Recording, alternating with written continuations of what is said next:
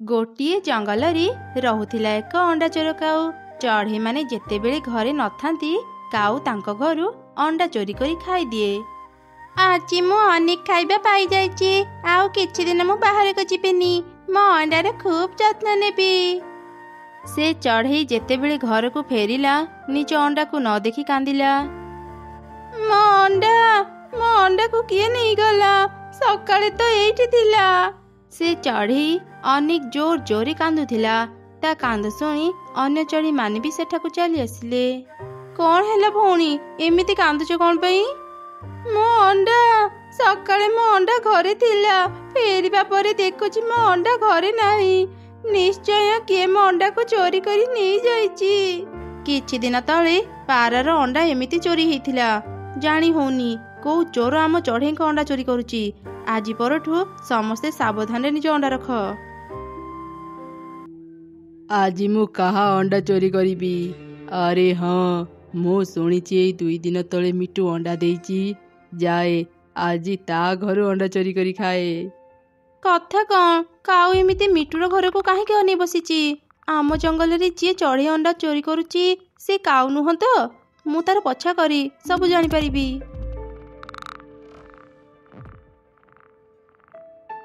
ଆରେ ବାଃ, ଏ ମିଟୁ ପୁରା 4ଟି ଅଣ୍ଡା ଦେଇଛି। ଅଣ୍ଡା ଦେଖୁ ଦେଖୁ ହିଁ ମୋ ପାଟିରେ ପାଣି ଆସିଗଲା। ଆଜି ଏ ସବୁ ଅଣ୍ଡା ମୋ ପେଟକୁ ଯିବ। ଆଚ୍ଛା ଏମିତି କଥା। ଏ କାଉ ତାହେଲେ ଅଣ୍ଡା ଚୋର? ଇଏ ସବୁ ଚଢ଼େଇଙ୍କ ଅଣ୍ଡା ଚୋରି କରି ଖାଏ। ଆଜି ମୁଁ ଏ କାଉକୁ ମିଟୁର ଅଣ୍ଡା ଚୋରି କରିବାକୁ ଦେବିନି। ଏମିତି କହି ଚଢ଼େଇ ପାଖରୁ ଏକ ପଥର ଆଣି କାଉର ମୁଣ୍ଡ ଉପରକୁ ଫିଙ୍ଗିଲା, ଆଉ ସଙ୍ଗେ ସଙ୍ଗେ ଚୋର ଚୋର କହି ଚିତ୍କାର କଲା। ଚଢ଼େଇର ପାଟି ଶୁଣି ସମସ୍ତେ ଲାଠି ଧରି ସେଠାକୁ ଆସିଲେ, ଆଉ କାଉକୁ ଅନେକ ପିଟିଲେ। କାଉ ମାଡ଼ ଖାଇ ସେଠାରୁ ଚାଲିଗଲା। ଚଢ଼େଇ, ଆଜି ତୁ ଦେଖିଲୁ ବୋଲି ମୋ ଅଣ୍ଡା ବଞ୍ଚିଗଲା। ତତେ ବହୁତ ବହୁତ ଧନ୍ୟବାଦ ଚଢ଼େଇ। ସେ ଅଣ୍ଡା ଚୋର ବି ଆଜି ଧରା ପଡ଼ିଗଲା। ଆମେ ଖୁବ୍ ଶୀଘ୍ର ତାକୁ ଏ ଜଙ୍ଗଲରୁ ବାହାର କରିଦେବୁ। ବଦମାସ ଚଢ଼େଇ, ଆଜି ତୋ ପାଇଁ ମୁଁ ସମସ୍ତଙ୍କଠୁ ମାଡ଼ ଖାଇଲି। ତତେ ମୁଁ ଛାଡ଼ିବିନି। ଏ ଜଙ୍ଗଲରୁ ବାହାରିବା ପୂର୍ବରୁ ମୁଁ ତ ଅଣ୍ଡା ନଷ୍ଟ କରିକି ଯିବି। ଏ କଣ? ମୋ ଘରର ଏମିତି ଅବସ୍ଥା କିଏ କରିଛି? ଏ ପରଟା ତ କାଉର। ତା ମାନେ ସେ ଦୁଷ୍ଟ କାଉ ମୋ ଘରକୁ ଆସିଥିଲା। ମୁଁ ଏକ ସୁରକ୍ଷିତ ଜାଗାରେ ମୋ ଅଣ୍ଡାକୁ ଲୁଚେଇକି ରଖିଛି। କାଉ ଯେତେ ଖୋଜିଲେ ବି ମୋ ଅଣ୍ଡା ପାଇବନି। ତାପରେ ଚଢ଼େଇ ନିଜ ଅଣ୍ଡା ଗୁଡ଼ିକୁ ଦେଖିଲା। ସେହି ସମୟରେ ପାରା ତାକୁ ପାଣି ଆଣିବା ପାଇଁ ଡାକିଲା। ଚଢ଼େଇ ପୁଣି ଥରେ ନିଜ ଅଣ୍ଡାକୁ ଲୁଚେଇ ପାରା ସାଙ୍ଗରେ ପାଣି ଆଣିବାକୁ ଚାଲିଗଲା। କାଉ ଚଢ଼େଇର ଘର ପଛପଟେ ଲୁଚି ସବୁ ଘଟଣା ଦେଖୁଥିଲା। ସେ ତୁରନ୍ତ ଚଢ଼େଇର ଘର ଭିତରକୁ ଗଲା। କାହିଁକି କେଜାଣି ମୋ ମନଟା ଜମା ଭଲ ଲାଗୁନି। ପାରା ଭଉଣୀ, ତୁମେ ପାଣି ଆଣିବାକୁ ଯାଅ। ମୁଁ ଆଜି ପାଣି ଆଣିବାକୁ ଯିବିନି। ମୁଁ ଘରକୁ ଯାଉଛି। ପାଇଗଲି, ମୁଁ ଚଢ଼େଇର ଅଣ୍ଡା ପାଇଗଲି। ଆଚ୍ଛା, ଚଢ଼େଇ ତାହେଲେ ଘାସ ଲତା ଦେଇ ତା ଅଣ୍ଡା ଘୋଡ଼େଇକି ରଖିଥିଲା। ମୁଁ କେତେ ବୋକା, ଚଢ଼େଇର ଅଣ୍ଡା ପାଉନଥିଲି। ହଁ, ତୁ ବୋକା। ଚାଲିଯା ମୋ ଘରୁ, ନହେଲେ ପିଟି ପିଟି ମୁଁ ତ ଡେଣା ଭାଙ୍ଗିଦେବି। ଚାଲି ତ ଯିବି, ତା ପୂର୍ବରୁ ଚଢ଼େଇ ତ ଅଣ୍ଡା ନେଇକି ଯିବି। ଆଜି ତ ଚିତ୍କାର କେହି ଶୁଣିପାରିବେନି। ସବୁ ଚଢ଼େଇ ପାଣି ଆଣିବାକୁ ଯାଇଛନ୍ତି। ନା, ମୋ ଅଣ୍ଡାରେ କିଛି କ୍ଷତି କରିନି। ଦେ ମୋ ଅଣ୍ଡା। ଏ ଚଢ଼େଇ, ତ ଅଣ୍ଡା ନେଇ କୁଆଡ଼େ ଯାଉଛୁ? ରହ, ମତେ ତ ଅଣ୍ଡା ଦେଇଯା, ନହେଲେ ଆଜି ତ ଅଣ୍ଡା ସହ ତୁ ବି ମରିବୁ। କାଉ ପାଖରୁ ନିଜ ଅଣ୍ଡାକୁ ରକ୍ଷା କରିବା ପାଇଁ ମା ଚଢ଼େଇ ବହୁତ ଜୋରେ ଉଡ଼ୁଥିଲା। ଉଡ଼ୁ ଉଡ଼ୁ ସେ ଅନେକ ଦୂରକୁ ଚାଲିଗଲା। ହଠାତ୍ ଜୋରେ ପବନ ବହିଲା। ବର୍ଷା ଆରମ୍ଭ ହେଇଗଲା। ମା ଚଢ଼େଇଟି ନିଜ ଘରକୁ ଆଉ ଫେରି ପାରିଲାନି। ହଠାତ୍ ମା ଚଢ଼େଇଟି ଏକ ଗଛ ସହ ଧକ୍କା ହେଇ ତଳେ ପଡ଼ିଗଲା। ମୋ ଅଣ୍ଡାକୁ କେହି ରକ୍ଷା କର, ମୋ ଅଣ୍ଡା। ଚଢ଼େଇ ଯୋଉ ଗଛ ସହ ଧକ୍କା ହେଲା ସେ ଗଛରେ ଏକ ପରୀ ରହୁଥିଲା। ମା ଚଢ଼େଇର ଏ ଅବସ୍ଥା ଦେଖି ସେ ତାକୁ ସାହାଯ୍ୟ କଲା, ଆଉ ତାକୁ ଏକ ସୁରକ୍ଷିତ ଜାଗାକୁ ନେଇଗଲା। ମୋ ଅଣ୍ଡା କାହିଁ? ଚଢ଼େଇ, ତ ଅଣ୍ଡାର କିଛି କ୍ଷତି ହେଇନି। କିଏ ତୁମେ? ମୁଁ ଏବେ କୋଉଠି ଅଛି? ମୁଁ ଜଣେ ପରୀ। ଚିନ୍ତା କରନି ଚଢ଼େଇ, ତୁ ଏକ ସୁରକ୍ଷିତ ଜାଗାରେ ଅଛୁ। ହେଲେ ଚଢ଼େଇ, ଏତେ ଝଡ଼ ବର୍ଷାରେ ତୁ ତ ଅଣ୍ଡା ନେଇ କୁଆଡ଼େ ଯାଉଥିଲୁ? ଏବେ ତ ଅଣ୍ଡା ଫୁଟିବାର ସମୟ। ଏଇ ସମୟରେ ତୁ ଘରୁ କାହିଁକି ବାହାରୁଥିଲୁ? ମା ଚଢ଼େଇ ପରୀକୁ ସବୁ ଘଟଣା କହିଲା। ଆରେ ସେ କାଉଟା ତ ଅନେକ ଦୁଷ୍ଟ। ଚଢ଼େଇ ତୁ ଆଉ ତ ଘରକୁ ଯାନି, ତ ଅଣ୍ଡାରୁ ଛୁଆ ବାହାରିବା ଯାଏଁ ତୁ ଏଇଠି ରହ। ଏଇଟା ଗୋଟେ ପଇଡ଼ ଘର। ଏଇ ଘରେ ତୁ ତ ଅଣ୍ଡା ସହ ସୁରକ୍ଷିତ ରହିବୁ। ଏଇ ଘର ତତେ ସବୁ ବିପଦରୁ ରକ୍ଷା ବି କରିବ। ଏମିତି ସେଦିନ ପରଠାରୁ ଚଢ଼େଇ ତା ଅଣ୍ଡା ସହ ସେ ଘରେ ରହିଲା, ଆଉ ତା ଅଣ୍ଡାର ଯତ୍ନ ନେଲା। ମଝିରେ ମଝିରେ ପରି ଆସି ଚଢ଼େଇକୁ ଖାଇବା ଦେଇ ଯାଉଥିଲା। ଏମିତି ବେଶ କିଛି ଦିନ ବିତିଗଲା। ଦିନେ ଚଢ଼େଇର ଅଣ୍ଡାରୁ ଛୋଟ ଛୋଟ 4ଟି ଛୁଆ ବାହାରିଲେ। ଅନେକ ଦିନ ପରେ ତ ପରିଶ୍ରମ ସଫଳ ହେଲା ଚଢ଼େଇ। ତ 4ଟି ଛୁଆ ଦେଖିବାକୁ ଅନେକ ସୁନ୍ଦର ହେଇଛନ୍ତି। ପରି ଏସବୁ ତୁମ ପାଇଁ ସମ୍ଭବ ହେଇଛି। ତୁମେ ସାହାଯ୍ୟ କରିନଥିଲେ ମୁଁ ମୋ ଅଣ୍ଡାକୁ ରକ୍ଷା କରିପାରିନଥାନ୍ତି। ମୁଁ ସବୁବେଳେ ଭଲ ଚଢ଼େଇଙ୍କୁ ସାହାଯ୍ୟ କରେ। ତୋ ପରି ଏକ ଭଲ ଚଢ଼େଇକୁ ସାହାଯ୍ୟ କରି ମୁଁ ଅନେକ ଖୁସି। ଏବେ ମୁଁ ଯାଉଛି। ଚଢ଼େଇ କେବେ କିଛି ଦରକାର ହେଲେ ମତେ ମନେ ପକେଇବୁ, ମୁଁ ନିଶ୍ଚୟ ଆସିବି। ଏମିତି କହି ପରି ସେଠାରୁ ଚାଲିଗଲା। ଦିନେ କାଉ ସେ ଜଙ୍ଗଲରେ ବୁଲୁଥିଲା। ବୁଲୁ ବୁଲୁ ସେ ସେଇ ପଇଡ଼ ଘରକୁ ଦେଖିଲା। ଆଚ୍ଛା, ଏ ଚଢ଼େଇ ତା ଛୁଆଙ୍କୁ ଧରି ଏଇଠି ଲୁଚିଛି। ଅନେକ ଦିନରୁ ମୁଁ ଚଢ଼େଇ ଛୁଆ ମାଂସ ଖାଇନି। ମୁଁ ଆଜି ଚଢ଼େଇର ଏଇ 4 ଛୁଆଙ୍କୁ ଖାଇବି। ଏମିତି କହି କାଉ ଏକ କଟୁରୀ ନେଇ ସେ ପଇଡ଼ ଘରକୁ କାଟିବା ଆରମ୍ଭ କଲା। ପଇଡ଼ ଘରର କିଛି କ୍ଷତି ହେଲା ନାହିଁ। ଓଲଟା ସେ କଟୁରୀ ଆସି କାଉର ବେକରେ ବାଜିଲା। କାଉର ବେକ କଟିଗଲା। କାଉ ସଙ୍ଗେ ସଙ୍ଗେ ହିଁ ମରିଗଲା। ଏମିତି ସେ ଦୁଷ୍ଟ କାଉ ଶାସ୍ତି ପାଇଲା। ଚଢ଼େଇର ଆଉ କିଛି ଚିନ୍ତା ରହିଲାନି। ସେ ନିଶ୍ଚିନ୍ତରେ ତା ଛୁଆଙ୍କ ସହ ସେ ପଇଡ଼ ଘରେ ରହିଲା। ଏକ ଘଞ୍ଚ ଜଙ୍ଗଲରେ ଗୋଟେ ମା ଚଢ଼େଇ ତାର 2 ଛୁଆ କୁନି ଆଉ ମୁନି ସହ ରହୁଥିଲା। ବାପା ଚଢ଼େଇର ମୃତ୍ୟୁ ପରେ ମା ଚଢ଼େଇ ଉପରେ ଘରର ସବୁ ଦାୟିତ୍ୱ ଥିଲା।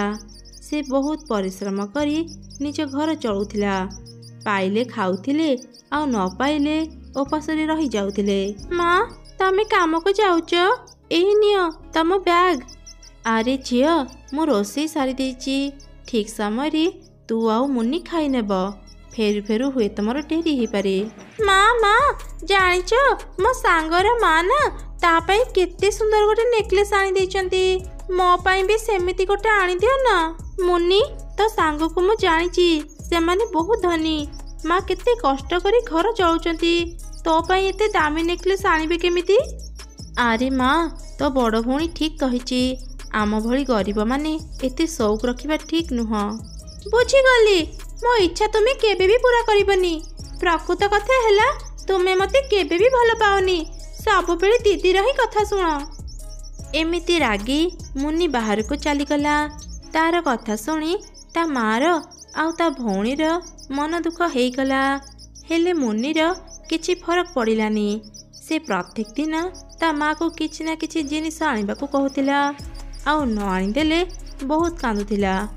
ଏମିତି ଗୋଟେ ଦିନ, ମା ମୋର ଆଜି ଆମ୍ବ ଖାଇବାକୁ ଭାରି ଇଚ୍ଛା ହେଉଛି।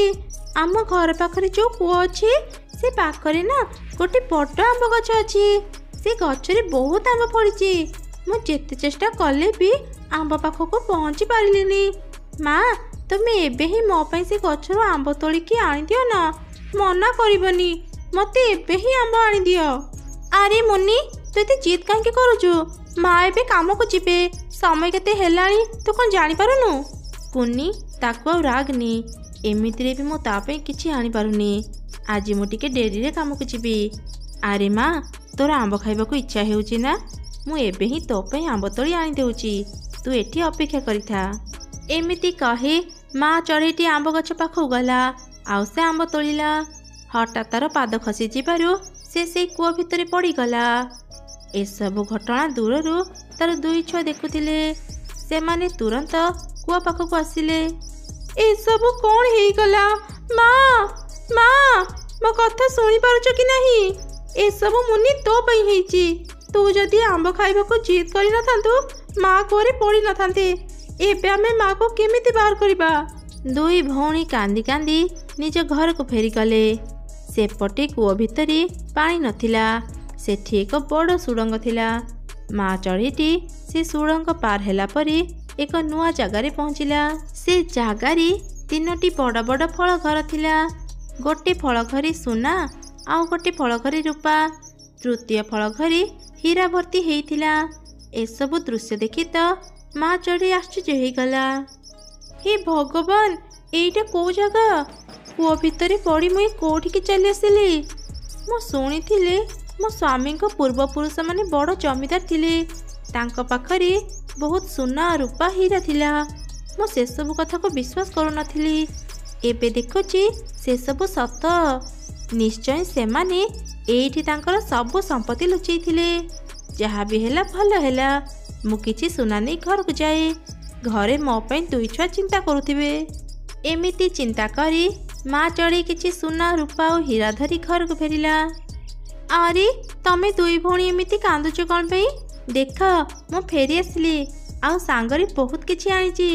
ମା, ତୁମେ ବଞ୍ଚିଛ? ଭଲ ହେଲା ମା, ତୁମେ ଫେରି ଆସିଲ, ନହେଲେ ଆମର କ'ଣ ଯେ ହେଇଥାନ୍ତା। ହେଲେ ମା, ତୁମେ ଏତେ ସାରା ସୁନା ରୂପା ହୀରା କୋଉଠୁ ପାଇଲ? ମା ଚଢ଼େଇଟି ସେମାନଙ୍କୁ ସବୁ ଘଟଣା କହିଲା। ସବୁ ଶୁଣିଲା ପରେ 2 ଭଉଣୀ ଖୁବ୍ ଖୁସି ହେଇଗଲେ। ଆରେ ବାଃ, ଏସବୁ ତ ବହୁତ ଭଲ ହେଲା। ଏବେ ଆମର ଆଉ କିଛି କଷ୍ଟ ରହିବନି। ଏସବୁ ବିକ୍ରି କରି ଆମେ ଖୁବ୍ ଆରାମରେ ଚଳିପାରିବା। ସେଦିନ ପରଠାରୁ ମା ଚଢ଼େଇର ଯେତେବେଳେ ବି ଟଙ୍କା ଦରକାର ହେଉଥିଲା, ସେ ସେଇ 3 ଫଳ ଘରୁ ସୁନା ରୂପା ହୀରା ନେଇ ଆସୁଥିଲା। ସେସବୁ ସେ ବଜାରରେ ବିକ୍ରି କରି ଅନେକ ଟଙ୍କା ପାଉଥିଲା। ତାଙ୍କର ସବୁ ଅଭାବ ଦୂର ହେଇଗଲା। ସେମାନେ ଭଲ ଭଲ ଖାଇବା ଖାଇଲେ, ଆଉ ଏକ ସୁନ୍ଦର ଘରେ ରହିଲେ। ଯଦି କେହି ତାଙ୍କୁ ସାହାଯ୍ୟ ମାଗୁଥିଲା, ସେମାନେ ତାକୁ ସାହାଯ୍ୟ ବି କରୁଥିଲେ। ଚଢ଼େଇର ଏତେ ଉନ୍ନତି ଦେଖି ଗୋଟେ କାଉ ମନରେ ତାଙ୍କ ପ୍ରତି ଭାରି ଇର୍ଷା ହେଲା। କଥା କ'ଣ, ଏଇ ଚଢ଼େଇମାନେ ତ ବହୁତ ଗରିବ ଥିଲେ। ଏତେ କମ୍ ସମୟରେ ଏତେ ଧନୀ ସେମାନେ କେମିତି ହେଲେ? ନିଶ୍ଚୟ କିଛି ତ ଗୋଟେ ହେଇଛି। ମୋତେ ଜାଣିବାକୁ ହେବ ସେ ଘଟଣା କ'ଣ। ମୁଁ ସବୁଦିନ ଏଇ ଚଢ଼େଇ ଉପରେ ନଜର ରଖିବି, ତାହେଲେ ଯାଇ ମୁଁ ସତ କଥା ଜାଣିପାରିବି। ଏମିତି ଚିନ୍ତା କରି ସେ ସବୁଦିନ ଚଢ଼େଇ ଉପରେ ନଜର ରଖିଲା। ଦିନେ ସେ ଦେଖିଲା ମା ଚଢ଼େଇ କୂଅ ଭିତରକୁ ଗଲା, ଆଉ ଅନେକ ସୁନା ରୂପା ହୀରା ଧରି ବାହାରକୁ ଆସିଲା। ଏସବୁ ଦେଖି ତ କାଉର ହୋସ ଉଡ଼ିଗଲା। ଆଚ୍ଛା, ଏମିତି କଥା। ଏ ଚଢ଼େଇ ତାହେଲେ ଗୁପ୍ତଧନ ପାଇଛି। ମୁଁ ଏବେ ହିଁ କୂଅ ଭିତରକୁ ଯିବି, ଆଉ ଚଢ଼େଇର ସବୁ ଗୁପ୍ତଧନ ନେଇଯିବି। ତାପରେ ମୁଁ ତାଠୁ ବି ଧନୀ ହେଇଯିବି। ଏମିତି ଚିନ୍ତା କରି ଲୋଭୀ କାଉ ଯେମିତି କୂଅ ଭିତରକୁ ଯିବା ପାଇଁ ଚେଷ୍ଟା କଲା, ତା ପାଦ ଖସିଯିବାରୁ ସେ କୂଅ ଭିତରେ ଖସି ପଡ଼ିଲା। ତା ମୁଣ୍ଡ ଏକ ପଥରରେ ବାଜିବା ଯୋଗୁଁ ସେ ବେହୋସ ହେଇଗଲା। ମା ଚଢ଼େଇଟି ପ୍ରତିଦିନ କୂଅକୁ ଘୋଡ଼େଇକି ରଖୁଥିଲା। କିଛି ସମୟ ପରେ ସେ ଆସି ଦେଖିଲା ତା କୂଅ ଖୋଲା। ଘଟଣା କ'ଣ ଜାଣିବା ପାଇଁ ସେ କୂଅ ଭିତରକୁ ଗଲା। କୂଅ ଭିତରେ ସେ କାଉକୁ ବେହୋସ ହେଇ ପଡ଼ିଥିବାର ଦେଖିଲା। ତୁରନ୍ତ ସେ କାଉକୁ ବାହାର କରି ଡାକ୍ତରଖାନାକୁ ନେଇଗଲା। ଡାକ୍ତର ଚିକିତ୍ସା କଲା ପରେ କାଉର ହୋସ ଆସିଲା। ମୁଣ୍ଡରେ ଆଘାତ ହେବା ଯୋଗୁଁ କାଉ ସବୁ କିଛି ଭୁଲି ସାରିଥିଲା। ମୁଁ ଏ କୋଉଠି ଅଛି? ମୁଁ ଏଠି କ'ଣ କରୁଛି? ତମେ 2 ଜଣ କିଏ?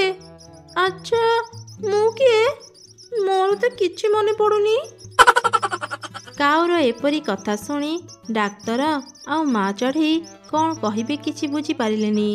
ସେମାନେ ଜାଣିଗଲେ ଯେ କାଉ ପୂର୍ବ କଥା ଭୁଲି ସାରିଛି।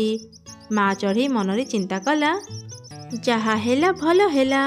କାଉ ମୋ ଗୁପ୍ତଧନ ଜାଗା ଦେଖି ସାରିଥିଲା। ସେ ଏବେ ସବୁ କିଛି ଭୁଲି ସାରିଛି।